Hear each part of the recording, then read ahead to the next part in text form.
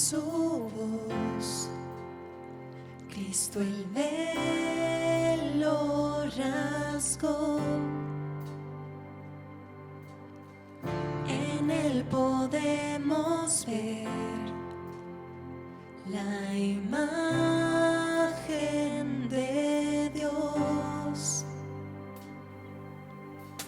El Verbo se encarnó, nos mostró su poder, su reino estableció, Dios eterno es Él. Santo es el Señor que reveló su amor, no lo puede comprender mi corazón. Indigno soy de ver su gloria y majestad, y lo único que mi alma cantará es aleluya, aleluya, aleluya, mi Rey. Guía mi corazón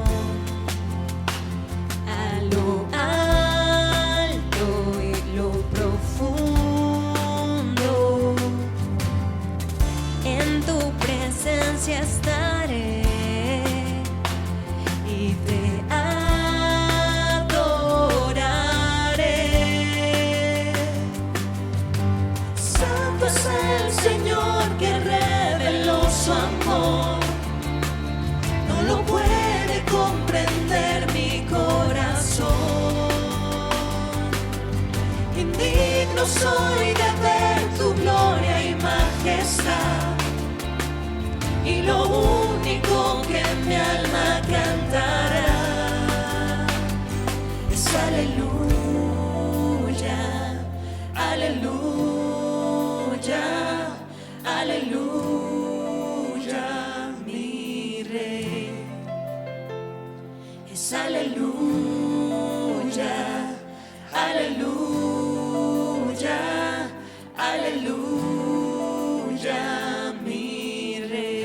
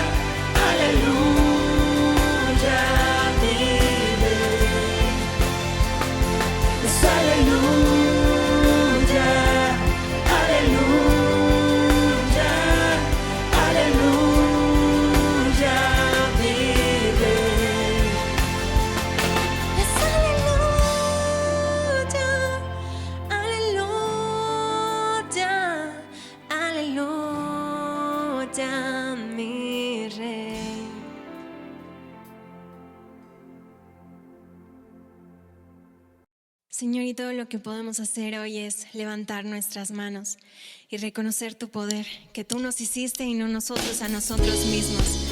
Hoy necesitamos de ti, Señor. Necesitamos de aquel que nos ha dado la vida y nos ha provisto de todo.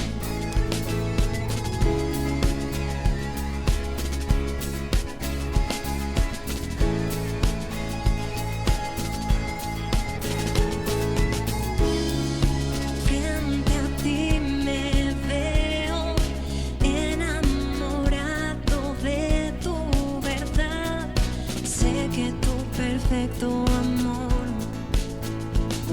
me atrajo a ti, Señor. Por tu verdad yo libre soy.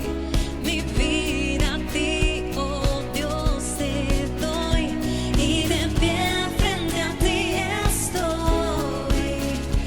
Alzo mi voz porque libre soy.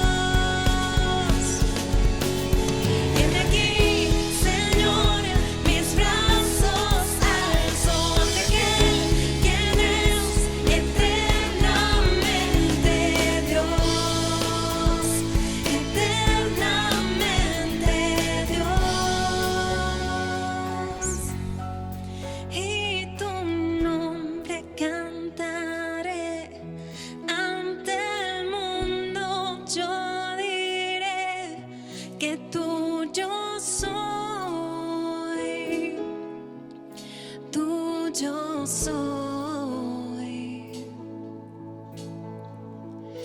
lo que hoy soy, lo dejo en tu mano, oh Dios, y tuyo soy, tuyo soy. He aquí, Señor, mis brazos alzo ante aquel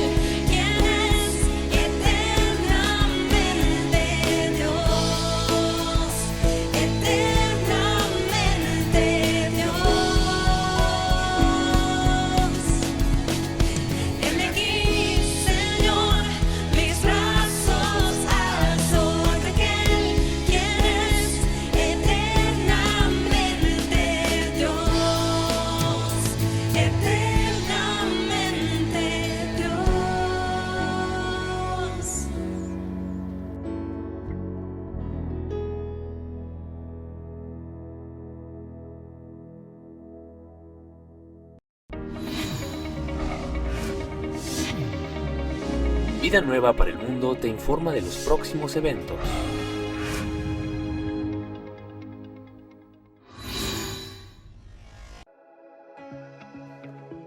Nos da mucho gusto a Marta, mi esposa, y a mí poder invitarlos a todos ustedes aquí al Hotel Iberoestar Selection Paraíso Maya, ahora en el mes de octubre del año 2021.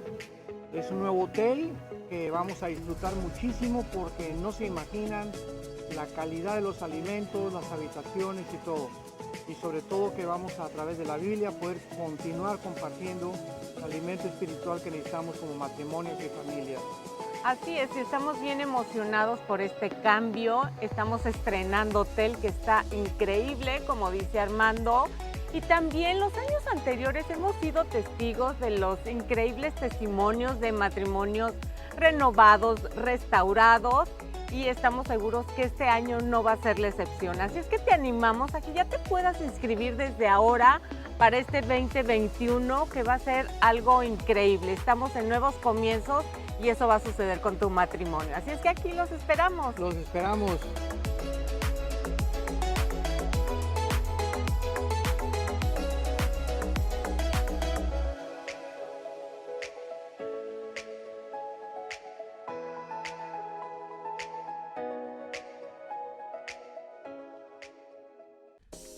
El doctor Armando Alducin presenta Tomo 3 del Nuevo Testamento. Conoce junto a nosotros las verdades del Evangelio. Examinaremos la Epístola a los Hebreos, la Epístola de Gálatas y la Carta de Judas. Y a través de 82 audioconferencias conoceremos a nuestro Señor Jesucristo. Veremos cómo acercarnos a Dios a través del único Evangelio e iremos en contra de la apostasía. Observaremos temas como Cristo venció al imperio de la muerte, la fe bíblica, el falso evangelio, legalismo e ingratitud, y más. Camina con Jesucristo a través de 82 audioconferencias del Dr. Armando Alducin. El Dr. Armando Alducin presenta Tomo 4 del Nuevo Testamento. 4 cartas que nos enseñarán acerca de la vida de un cristiano, las bendiciones y los deberes de un hijo de Dios. Observaremos los frutos del Evangelio que acompañan a todo integrante de la Iglesia y veremos cómo enfrentar al mundo caído con temas como bendiciones de Dios, la armadura de Dios, principios del liderazgo, el verdadero cristianismo y más. Prepárate para la vida de fe en un set de 98 videoconferencias sobre la carta a los Efesios, Colosenses, la primera epístola de Timoteo y la primera carta de Pedro. Tomo 4 del Nuevo Testamento por el Dr. Armando Alducin.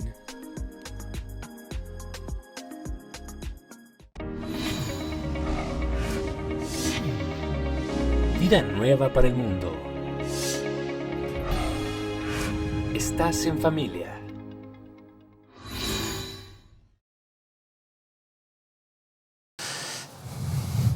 Vamos a abrir nuestra Biblia el día de hoy y vamos a hacerlo en la carta a los Hebreos.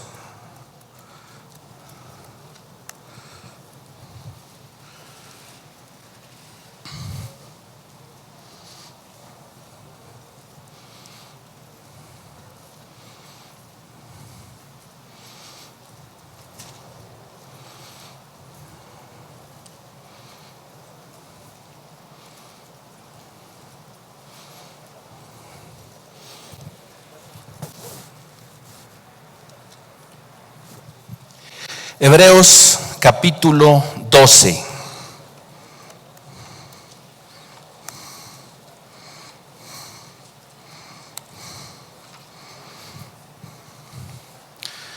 El día de hoy, continuando con todas las temáticas acerca de la iglesia, los últimos dos temas que hemos abordado han sido bautismo y cena del Señor.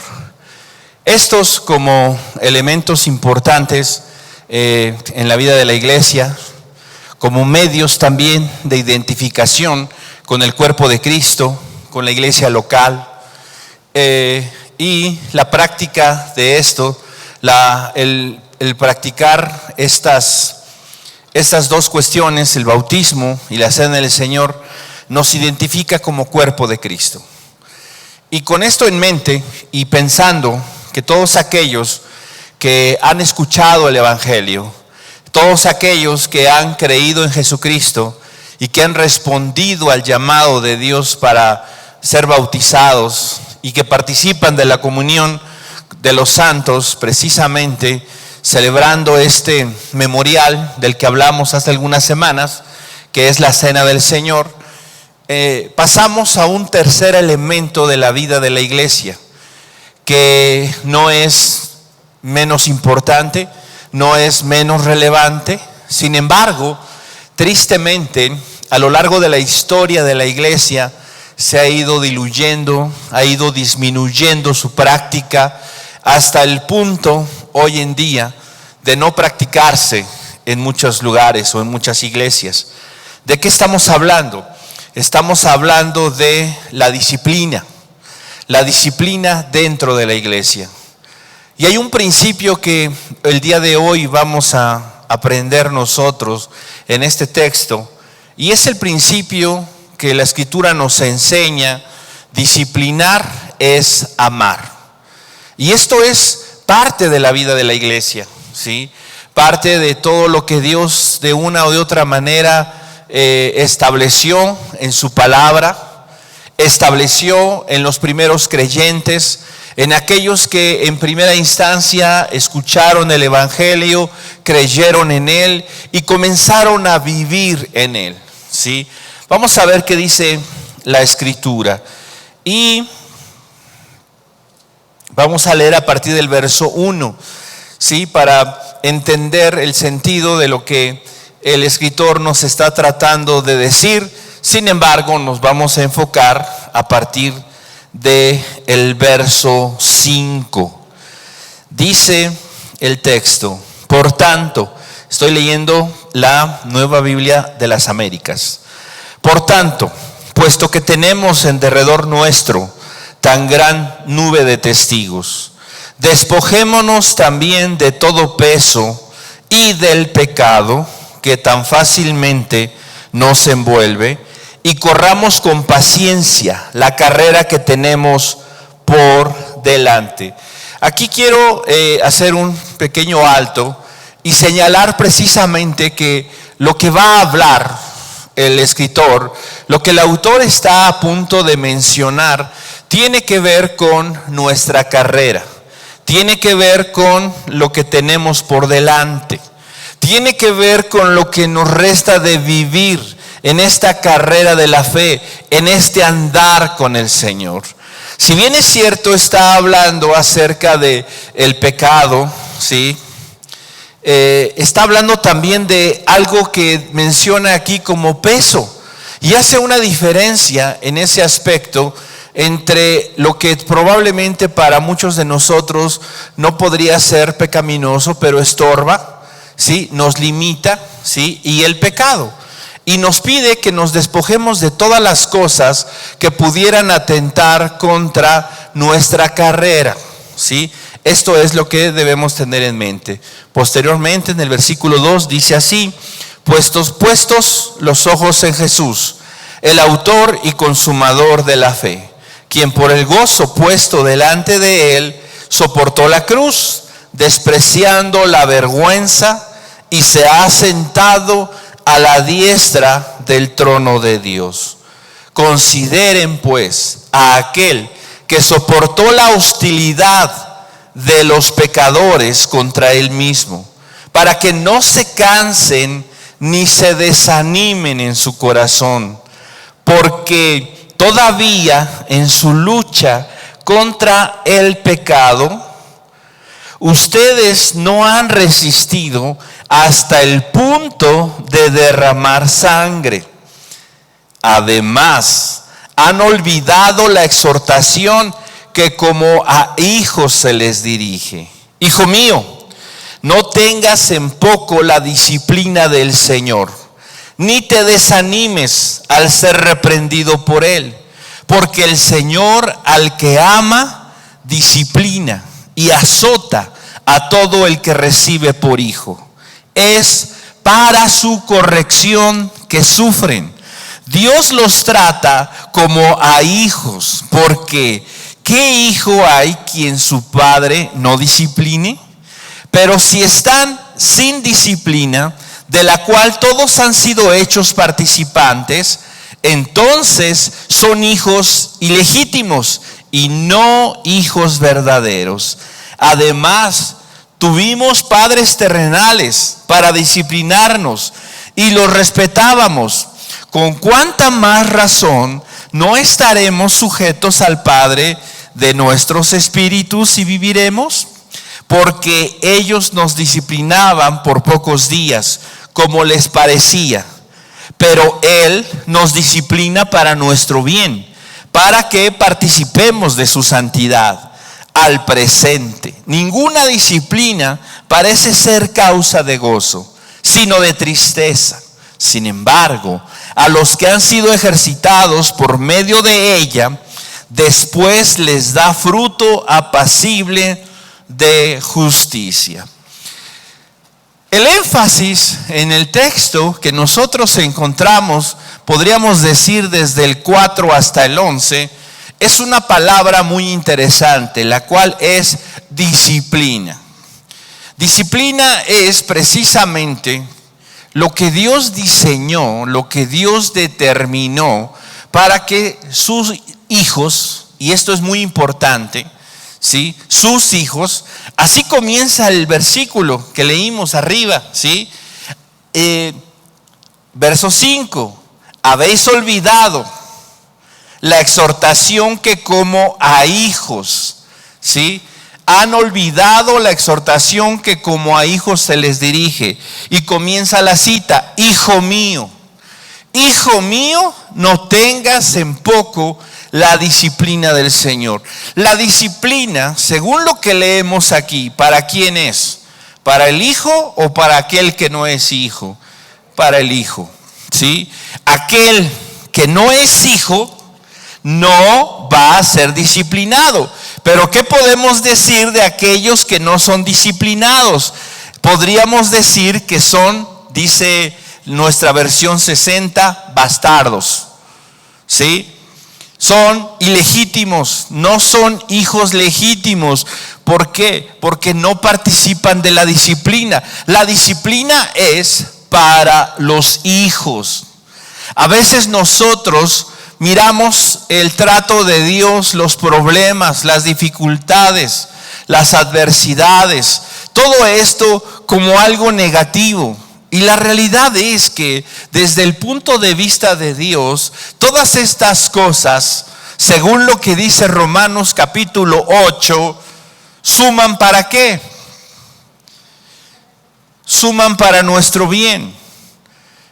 De tal manera que cuando nosotros hablamos de la disciplina del Señor, estamos hablando de algo que Dios diseñó para nuestro bien. Vamos a mirar lo que significa la palabra disciplina en el idioma original, que es el griego. La palabra disciplina proviene de una palabra griega, si a alguien le interesa el número, es la 3809 del Strong's. ¿Sí? Esta palabra es paideia. Paideia. ¿Qué significa paideia? Hace referencia al entrenamiento y educación de los niños. Proviene de un vocablo raíz que es pais, que significa precisamente niño, ¿sí? Niño pequeño, ¿sí? Niño en edad educativa, ¿sí? El entrenamiento y educación de los niños. Ahora, se relaciona con el cultivo de la mente y la moral, y emplea para este propósito, ¿sí?, mandatos y amonestaciones, reprensión y castigo. Ahora, esta palabra también tiene un uso para los adultos, ¿sí? En los adultos también tiene la intención de cultivar el alma, pero en ese aspecto tratando de corregir errores y frenando pasiones. Son dos de los usos principales de esta palabra paideia. De tal manera entonces, ¿de qué estamos hablando cuando hablamos de disciplina? ¿Estamos hablando de castigo solamente?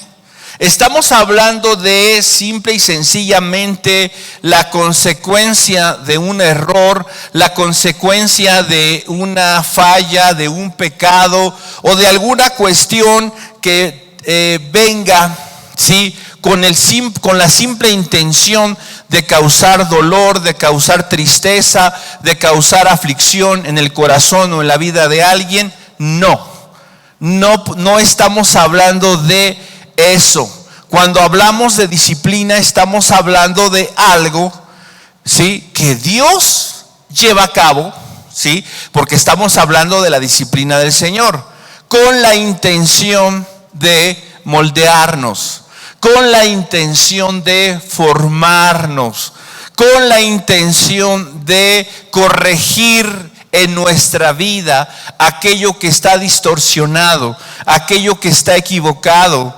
Y sobre todo también, como veremos, tiene la intención de frenar, de prevención. Ese es uno de los propósitos. Vamos a describir nosotros 3 propósitos principales de la disciplina para nuestra vida de parte de Dios. Pero entendamos, disciplina no es sinónimo de castigo. No. ¿Incluye castigo? Puede incluir castigo. ¿Puede incluir reprensión? Sí, puede incluir reprensión. ¿Puede incluir dolor? Incluye dolor, pero no es el fin principal, castigar, producir dolor. No, el fin principal de la disciplina es formarnos, es moldearnos, es tratar con nosotros para que nuestra vida crezca, para que nuestra vida sea moldeada a la imagen de Jesucristo.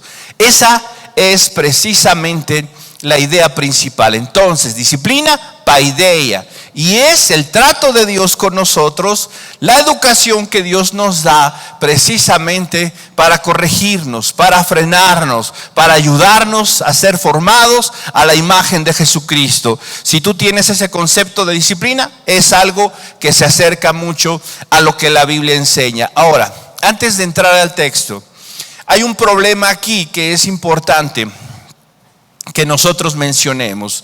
Y tiene que ver precisamente con nuestra percepción. Tiene que ver con nuestro pensamiento, con lo que nosotros podemos pensar, creer o saber acerca del Evangelio.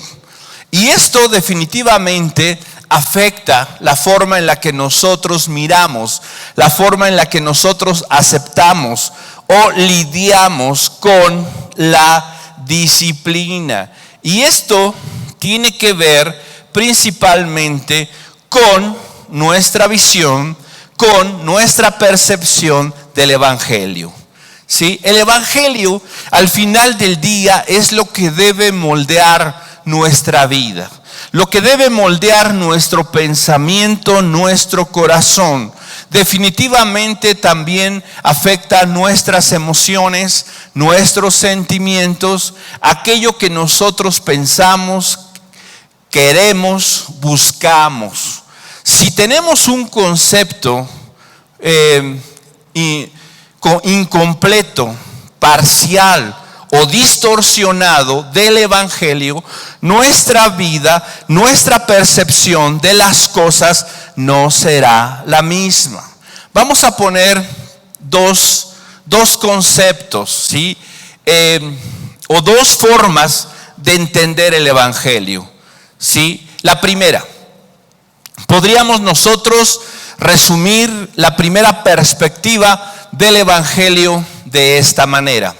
Sí, todos hemos pecado, hemos sido separados de Dios, pero Dios envió a su Hijo a morir en una cruz, lo resucitó para que nosotros pudiésemos ser perdonados. Todo aquel que cree en Jesús tendrá vida eterna. Nadie será justificado por las obras, por la obediencia, por lo que hace. Somos justificados solo por la fe. Así que el Evangelio nos invita a todos a simplemente creer. Repito, el Evangelio nos invita a todos a simplemente creer esto, y el Dios que nos ha amado incondicionalmente al enviar a su Hijo Jesucristo, nos aceptará tal y como somos. Díganme una cosa, ¿escucharon alguna herejía? Se escucha bien, ¿no? Se escucha bíblico. ¿Son verdades? Son verdades. Pero vamos a escuchar la segunda versión o el segundo enunciado de una perspectiva del Evangelio. En esta otra perspectiva, Dios es santo. Todos nosotros pecamos, nos descarriamos, fuimos separados de Dios, pero Dios envió a su Hijo a morir en una cruz. Lo resucitó para que pudiéramos ser perdonados y siguiéramos a Jesús como Señor y como Rey. Todo aquel que se arrepiente de sus pecados y cree tendrá vida eterna. Una vida eterna que comienza hoy o en el momento en el que creemos y que se extiende hasta la eternidad. Las obras definitivamente no nos justifican. Somos justificados solo por la fe. Pero esa fe siempre va acompañada de obras. Por lo tanto, el Evangelio nos invita, ¿sí?, a todos a arrepentirnos y creer en Él. Un Dios que nos amó sin importar las circunstancias, que nos amó sin mérito alguno, nos aceptará aunque no lo merezcamos, pero después de aceptarnos nos capacitará por el poder del Espíritu Santo y su palabra para ser santos y obedientes como su Hijo. Cuando Dios nos reconcilia con Él, nos hace parte de su familia, su iglesia, y nos capacita como hijos, como miembros de su casa, de su familia, para que podamos reflejar su carácter santo como Él es. Comparado con la primera versión o visión del Evangelio, ¿qué es lo que nosotros encontramos? Encontramos la segunda más completa, más precisa, más certera. Y esta es precisamente la que se ajusta más a lo que todo el contexto bíblico nos enseña. La primera es mentirosa, es hereje, distorsionada de la realidad. No, sin embargo está incompleta. Ese es el problema. Cuando nosotros no entendemos completamente el Evangelio, sus implicaciones, lo que pide Dios de nosotros, lo que espera Dios en nosotros. Cuando Jesús llamó a la gente, ¿sí?, no solo la llamó para que creyeran en Él, para que lo siguieran, para que tuvieran vida eterna. Él fue claro: si alguno quiere ser mi discípulo, ¿qué tiene que hacer? Creer, sí, pero al creer y seguirle, debían tomar su cruz, negarse cada día y seguirle. En esto conocerán que sois mis discípulos. ¿En qué? En que guardéis mis mandamientos. Separados de mí nada podéis hacer. Si ustedes permanecen en mí, llevarán fruto. Si alguno me oye estas palabras y las hace, le compararé al hombre prudente que edificó su casa sobre la roca. Vinieron los ríos, soplaron los vientos y su casa permaneció. La idea de Jesús cuando habló del Evangelio no solamente fue atraer a las personas a una oferta de salvación, a una oferta de no condenación. Siempre Él fue claro y habló de manera directa de lo que implicaba creer en el Evangelio. Y esto implicaba compromiso, implicaba renuncia, implicaba humillación, implicaba obediencia, implicaba precisamente colocar a Dios encima de todo, por encima de todo. Esa es la realidad del Evangelio. Si nosotros entendemos que el Evangelio no solamente nos quiere salvar, librar de la condenación eterna, sino entendemos que el Evangelio, además de salvarnos y librarnos de la condenación eterna, nos quiere integrar en el cuerpo de Cristo y en este proceso moldearnos, capacitarnos, formar en nosotros la persona de su Hijo Jesucristo para que seamos como Él, para que vivamos como Él. Si nosotros tenemos claro esto, entonces la disciplina tendrá sentido. Si yo simplemente estoy pensando en ir al cielo, en no estar en el infierno, la disciplina no tiene sentido. La disciplina simple y sencillamente la veremos como un patrón religioso, un patrón pesado que es producto del fariseísmo, del legalismo, de aquellas cuestiones que tienen que ver con mandamientos humanos y preceptos humanos. Ese es el problema con una visión incompleta del Evangelio. Pero cuando yo entiendo que no solamente Dios quiere salvarme, sino que quiere formarme, entonces cobra sentido la disciplina. Entonces yo entiendo que Dios va a usar la disciplina para formarme, va a usar la disciplina para moldear mi vida y llevarme a ese punto donde Él me quiere, en donde Él va a mostrar su gloria a través de mi vida. Esa es la realidad que no puede escapar de mi mente. Y todo basado en una visión correcta del Evangelio, en una comprensión adecuada de lo que el Evangelio precisamente es. Ahora, pensemos en la carta a los Hebreos, el texto que leímos.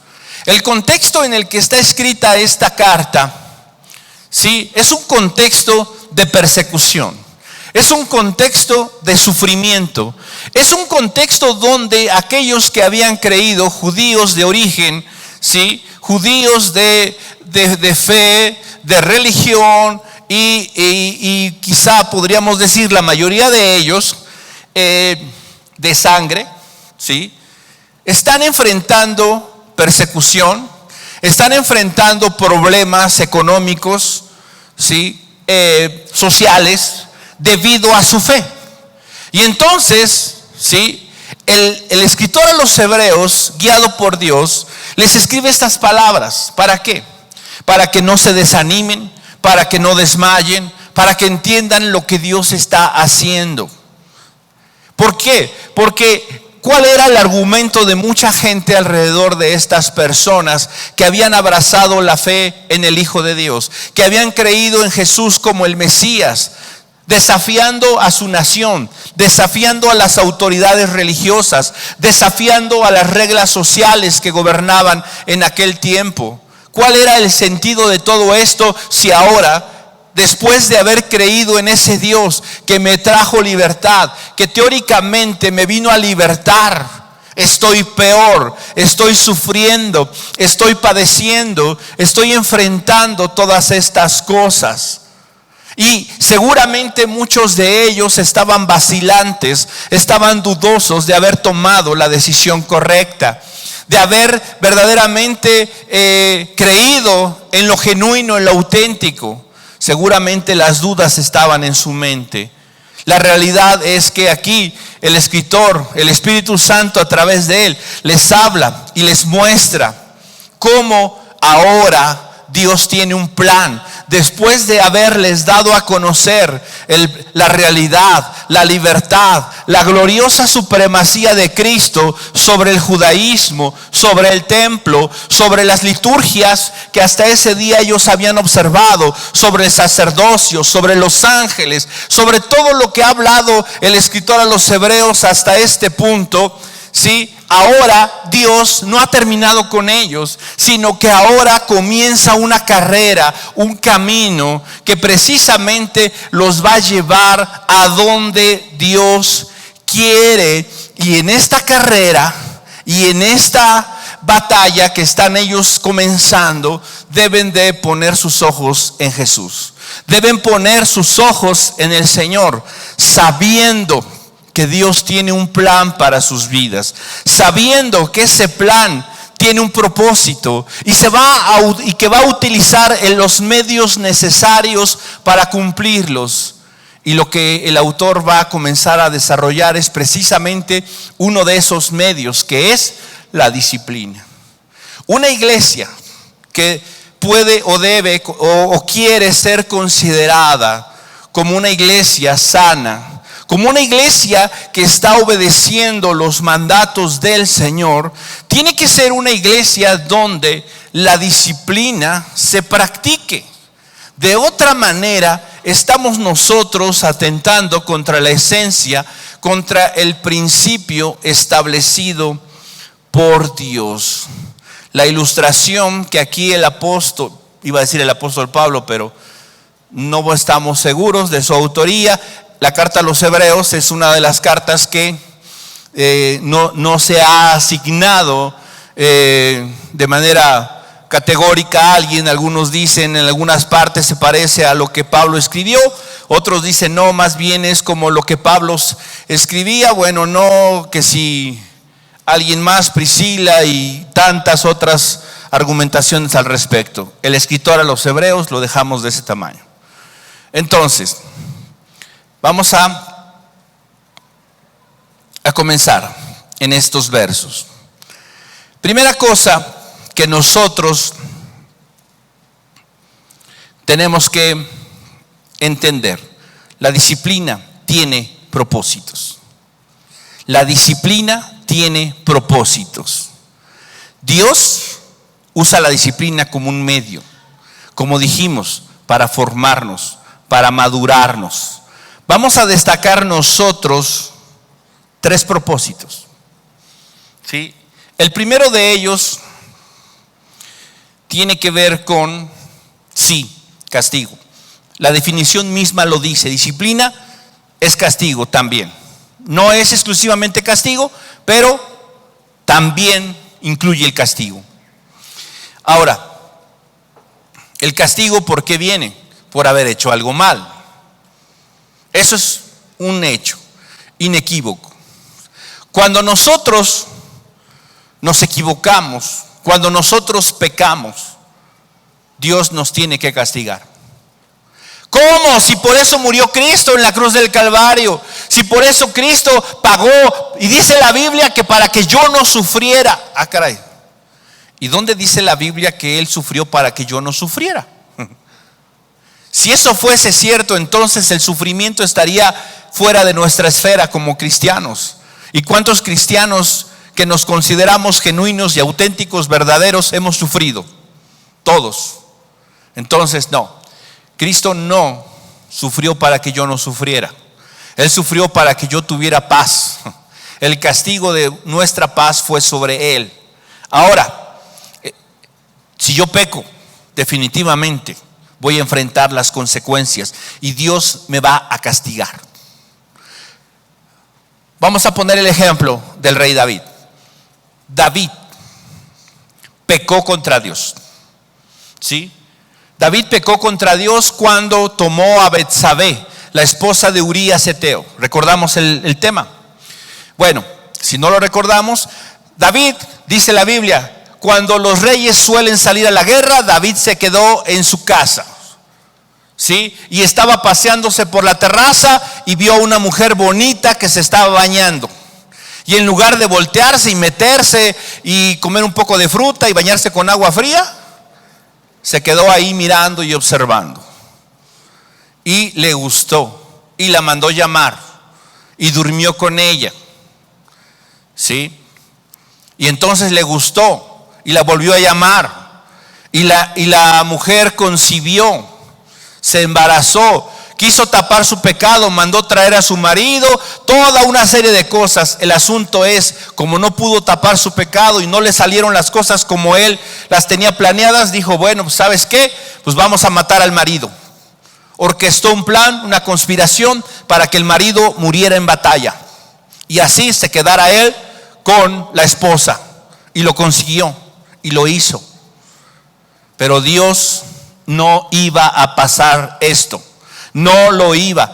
El hombre conforme al corazón de Dios había pecado y había que castigar al hombre conforme al corazón de Dios. Al dulce cantor de Israel había que darle un ejemplo, había que castigarlo y él lo entendía. El Salmo 51 dice, yo sé que esto es correcto y que debo enfrentar esto para que tú seas reconocido y tenido por justo en tu juicio. Esto lo podemos leer, lo parafraseé, no dice literal así, lo parafraseé del Salmo 51. Entonces Dios castigó a David, murió el bebé. Y tú dices, ese no fue un castigo para David, fue un castigo para el niño, fue parte del castigo. Le dolió en su corazón. La consecuencia más clara y contundente de lo que hizo David, ¿cuál fue? No tuvo la oportunidad de ser el que construyera el templo. Él amaba, él deseaba construirle una casa al Señor. Y el Señor dijo, no, por cuanto tus manos están llenas de sangre, tú no serás el que me construya casa, será tu hijo. ¿Hubo un castigo? Hubo un castigo. La pregunta es, ¿David se arrepintió? ¿Sí o no? Sí. ¿Y Dios le quitó el castigo? No. ¿Por qué? Porque si Dios no lo castiga, ya, Dios, me arrepiento, ya, no me vayas a castigar, no es como nosotros como padres cuando queremos corregir a nuestros hijos o disciplinarlos. No, papi, ya, me voy a portar bien. Ok, te doy la oportunidad, ya, no castigo. No, Dios no es así. Dios dice, me arrepiento, Señor, qué bueno que te arrepientes porque eso te permite seguir teniendo comunión conmigo. Pero de todas maneras, ¿sabes qué? Tiene que haber un castigo. ¿Por qué? Porque de otra manera no podemos nosotros ser corregidos. La disciplina nos ayuda a entender que todas nuestras acciones tienen una consecuencia. Si nosotros libramos a nuestros hijos de la disciplina o del castigo, les vamos a crear una idea en su mente de que no importa lo que hagas, si dices lo siento, si dices perdón, si dices me arrepiento, ya no hay castigo. ¿Y sabes qué? No es eso real. Un chico y una chica que tienen relaciones fuera del matrimonio, ¿sí? Y conciben, por más que se arrepientan, por más que pidan perdón y hagan un culto de arrepentimiento, dentro de 9 meses van a ser papás. Eso es un hecho. Dios en ese sentido tiene que corregirnos. ¿Para qué? Para que nosotros podamos precisamente avanzar en nuestra vida. El Señor, de diferentes maneras, de diferentes formas, ¿sí?, nos muestra esto. Así que la primera cosa es la disciplina, es por castigo. El propósito es castigarnos, hacernos entender la realidad de nuestro pecado. Si no hay castigo, no vamos a dimensionar que hemos ofendido a un Dios santo. Y el carácter, como decía David, si no hay castigo, si no enfrento las consecuencias de mi pecado, no vas a ser reconocido ni tenido por justo en tu juicio. Salmo 51. La segunda cosa que nosotros podemos mirar, como dijimos, es para educarnos, para enseñarnos. Y aquí forzosamente tendremos que ir con un hombre llamado Job. Mira, si nosotros pensamos en disciplina sobre la vida de alguien, o que alguien sufrió y padeció, inmediatamente tiene que venir a nuestra mente Job. Job, no hay más. O sea, ¿quién pierde a toda su familia y parte de lo que tiene y todo en un día? Nadie, pocos. Sin embargo, él. Ahora, ¿cuál fue su pecado? ¿Qué dice la Biblia respecto al pecado de Job? ¿Cuál era la razón por la que enfrentó todo esto? ¿Fue castigo? No. No había castigo ahí. ¿Qué había entonces detrás de todo esto? Una apuesta malévola en el cielo, que a Dios se le ocurrió presumir a Job, y el diablo apostó con él, y pobre Job. No, tampoco. Sabes, Dios quería enseñarle algo a Job. Job era un hombre justo, y así lo presumió Dios. ¿Has considerado a mi siervo Job? Justo, no hay como él. Y entonces podríamos nosotros pensar, la vida de Job no necesitaba añadidura. No, ¿cómo no? Todo lo que atravesó le llevó a Job a decir al final: de oídas te había oído, mas ahora mis ojos te ven. Yo pensé que te conocía, pero te conocía a la distancia. Abrí mis bocas sin pensar, ahora las voy a cubrir, mis palabras y razones, con ceniza. Todas las que yo delante de ti pronuncié, ahora sé que tú eres Dios, que tú quitas, que tú das, porque eso es lo mejor. Y todas esas expresiones hablan de una comprensión, de un entendimiento mayor ahora de Job que el que él tenía anteriormente. Job aprendió, Job entendió, Job ahora tenía un corazón diferente, distinto. Ya no con temores, ya no hacía las cosas por las que las tenía que hacer, ya no las hacía para prevenir. ¿Recuerdas cuál era la razón por la que él ofrecía sacrificios por sus hijos? Por si ellos hubieran pecado. Tenía cierto temor. El temor que yo tanto temí, ese me vino, dijo Job. Lo que yo tanto temía, eso me vino. Job entendió, comprendió, aprendió, creció por medio de la disciplina. Esta es la parte educativa. Y sabes, aquí es donde nosotros debemos de considerar. No todos los que están sufriendo, no todas las veces que nosotros enfrentamos pruebas o dificultades es por causa de pecado.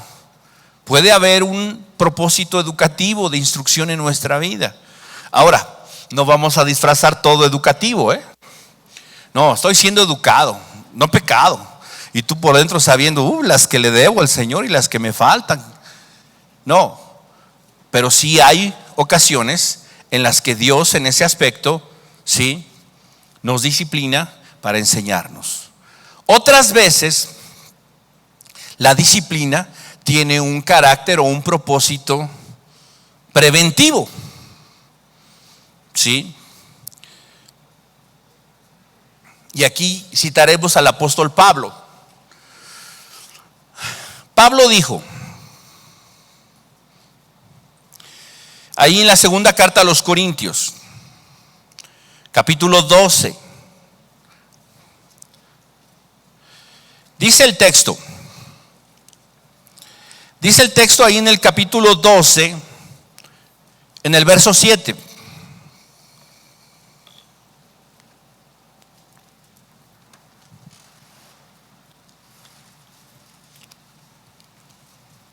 Y dada la extraordinaria grandeza de las revelaciones, por esta razón, para impedir, fíjate, ¿qué dice? ¿Para qué? para impedir que me enalteciera, me fue dada una espina en la carne, un mensajero de Satanás que me abofetee. Aquí la disciplina, la prueba, la dificultad, la enfermedad tenía un propósito ¿qué? Preventivo. Esa es la realidad. Dios sabe y Dios entiende mejor las cosas que nosotros, y muchas veces permite cosas para evitar. Aquí en este caso, Dios sabía que al apóstol Pablo de repente se le subía y se sentía lo máximo. Y entonces Dios dijo: ¿sabes qué? No, te voy a dar algo y voy a permitir algo en tu vida que te recuerde que sin mí no eres nada. Un mensajero de Satanás que me abofetee. Versículos 8 y 9. ¿Para qué? Para que no me enaltezca. Versículo 8. Acerca de esto 3 veces he rogado al Señor para que lo quitara de mí. Y Él me ha dicho: te basta mi gracia, pues mi poder se perfecciona en la debilidad. Por tanto, con mucho gusto me gloriaré más bien en mis debilidades. Esa es la realidad. Dios a veces permite la disciplina. ¿Por qué? Porque está buscando prevenir algo en nosotros, en nuestra vida. ¿Sí? A esto, por ejemplo, dice la escritura ahí, el hombre hablando con Dios, dice: Dios, ¿sabes qué? Te pido un favor, Dios. No me hagas muy pobre, que me enoje y maldiga y me aleje de ti. Pero ¿sabes qué, Dios? Tampoco tan rico, no sea que me olvide de ti. O sea, un punto medio, Dios. ¿Sabes quién conoce el punto medio para nosotros? Dios. Y Él sabe. Y si Él me limita, y si Él permite, es porque tiene un plan, porque tiene un propósito, tiene algo en mente. Así que la disciplina en ese aspecto tiene también ese objetivo o ese propósito. Ahora, hay un punto que aquí nosotros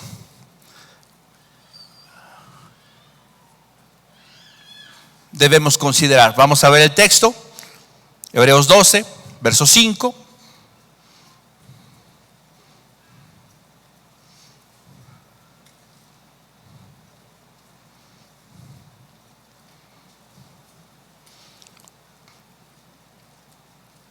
Y dice la segunda parte: hijo mío, no tengas en poco la disciplina del Señor. No tengas en poco. La versión 60 dice: no menosprecies. Uno de los peligros que corremos nosotros en medio de la disciplina es menospreciarla, tenerla en poco. ¿Sí?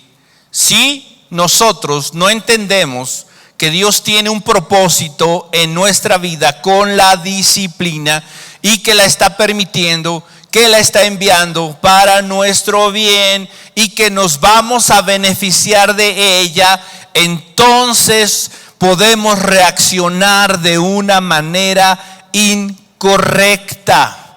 Fíjate, aquí el texto no está diciendo menosprecia no está hablando de menospreciar los problemas, las dificultades, las circunstancias. Está hablando de menospreciar la disciplina. Nuestros ojos, nuestra mirada debe de estar precisamente en lo que Dios está haciendo y lo que Dios está buscando. ¿De qué manera podría yo menospreciar la disciplina? ¿Sí? La disciplina de Dios yo la podría menospreciar perdiendo la sensibilidad que tengo yo a que Dios me hable o a lo que Dios está buscando formar en mi vida. Yo menosprecio la disciplina de Dios cuando no pienso que es Dios el que está haciendo las cosas.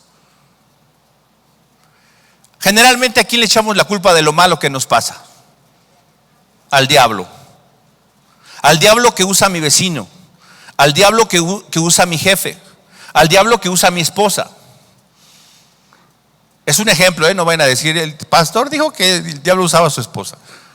Me matan al rato. Entonces, no es el diablo. Dios está detrás de aquello que sucede en nuestra vida. Otra forma de menospreciar la disciplina es cuando nos vivimos quejándonos de lo que Dios está haciendo, quejándonos y cuestionando. ¿Sí? ¿Por qué? Algunos dicen, es que no está mal preguntar por qué. No está mal preguntar por qué si la razón por la que lo haces es porque quieres saber qué propósito hay. Pero generalmente ese por qué es un síntoma de que piensas que es una injusticia. ¿Por qué? ¿Y sabes qué es lo que muchas veces nos contestaría Dios? ¿Por qué no? ¿Por qué no? Bueno, pues no sé. Y ahí es donde ya se evidencia la realidad de nuestro corazón. Porque no me lo merezco, porque yo he sido fiel, porque yo he hecho esto, porque yo. Y todo tiene que ver conmigo. Y entonces esa queja y ese cuestionamiento generalmente es porque pensamos que no nos lo merecemos, porque pensamos que no debería de ser así. Entonces nuestra visión está distorsionada. Y yo menosprecio la disciplina. Te estás equivocando. A ver, si era conmigo, no era con mi vecino, no era con él, no era con aquel. No, más bien debería de estarle pasando esto a aquel que es un impío, a aquel que es un desobediente, a aquel que tiene esto. Sabes que no. Menospreciar la disciplina tiene que ver con cuestionar y quejarse en contra de Dios. La otra manera en la que podemos nosotros manifestar nuestro menosprecio hacia lo que Dios está haciendo es tener indiferencia. No me interesa. ¿Te acuerdas de Elí? Cuando Samuel le habló Dios y le dijo lo que iba a hacer y lo que le iba a pasar a Elí. ¿Qué dijo Elí? Cayó de rodillas delante de Dios y le dijo: no, perdóname, Señor, ya voy a cambiar, voy a hacer las cosas bien, voy a disciplinar a mis hijos, voy a hablar con ellos, les voy a estorbar su pecado. ¿Hizo eso? No. ¿Qué hizo? Dios es, que haga lo que quiera. ¿No dijo eso? Menospreció la disciplina, tuvo indiferencia delante de ella. Al poco tiempo, ¿qué pasó con él? Murió. ¿Por qué? Por ser indiferente a la disciplina de Dios. No menospreciemos la disciplina. Ese es uno de los peligros. Después dice en el texto, en el verso 5, ni te desanimes al ser reprendido por él. Una de las cosas que puede suceder también en nuestra vida es precisamente eso. Y sabes, no debemos permitirlo. El salmista dice: ¿por qué te abates, oh alma mía, y te turbas dentro de mí? Espera en Dios, porque aún he de alabarle otra vez, salvación mía y Señor mío y Dios mío. Esa es la idea. Estás en disciplina, no te desanimes. A veces pensamos y nos abate la disciplina. No, pues yo creo que esto no es para mí. No, a lo mejor ni cristiano soy. ¿Sabes qué? Borra eso, quita eso de tu mente. Porque eres cristiano, porque eres hijo de Dios, estás siendo disciplinado. Acuérdate, la disciplina no es para los bastardos. Se oye feo. Para los ilegítimos, sino para los hijos. Siguiente verso 6. ¿Por qué? Porque el Señor al que ama disciplina. ¿Sí? La disciplina es una prueba, es la evidencia, es la certeza que tenemos nosotros de que Dios nos ama. Eso debemos tenerlo muy en mente. Algunos dirán: híjole, pues Dios me ama demasiado. Amén. Ahora aprende la lección para que salgas pronto, ¿sí?, de esta situación. el amor de Dios. ¿Sí? Efesios 3:17, por favor.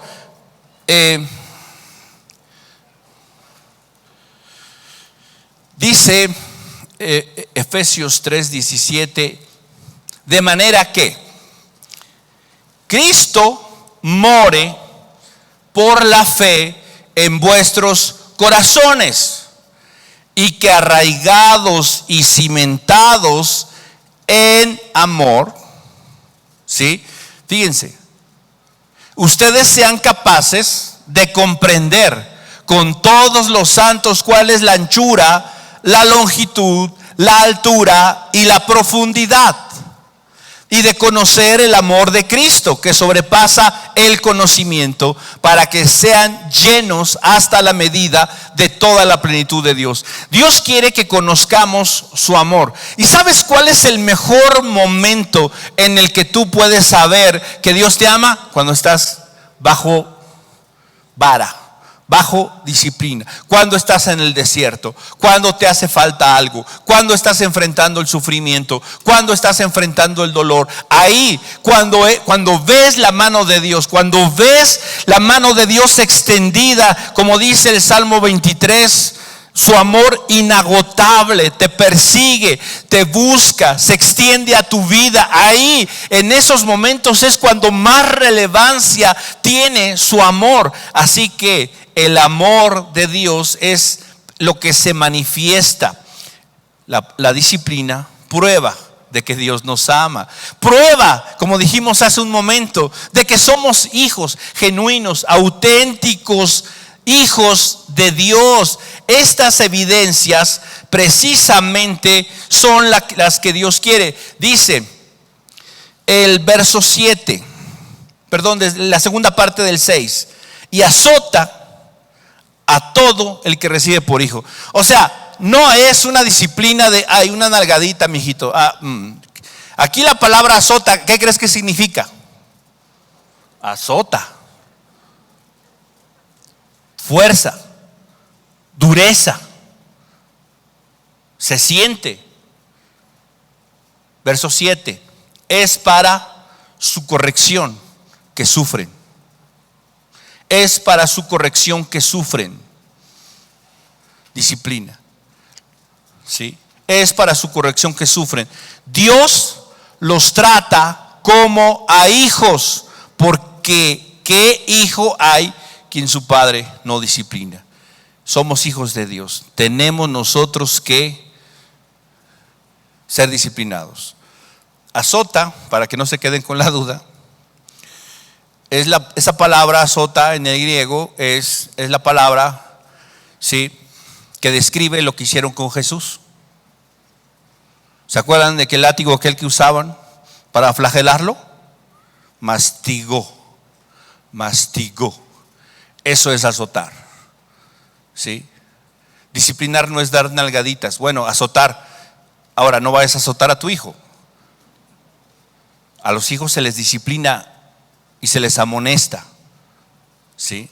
Eso hablaremos la siguiente ocasión, un poco acerca de la disciplina dentro de la familia y dentro de la iglesia.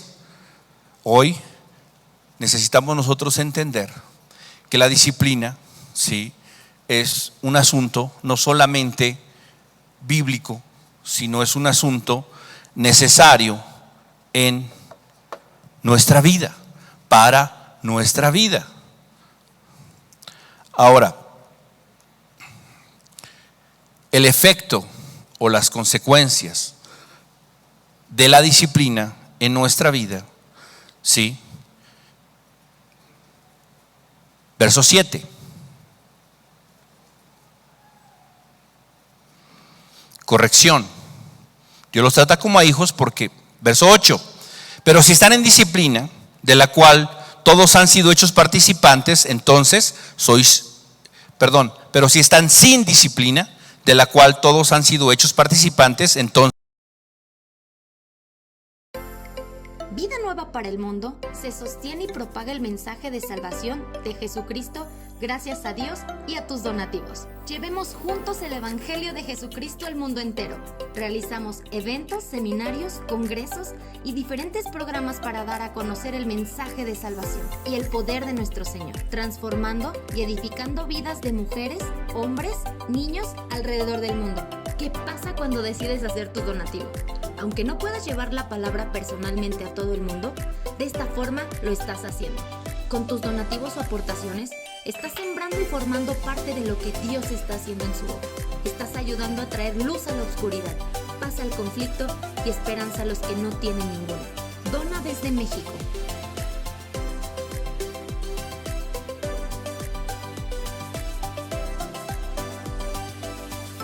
Dona desde Estados Unidos.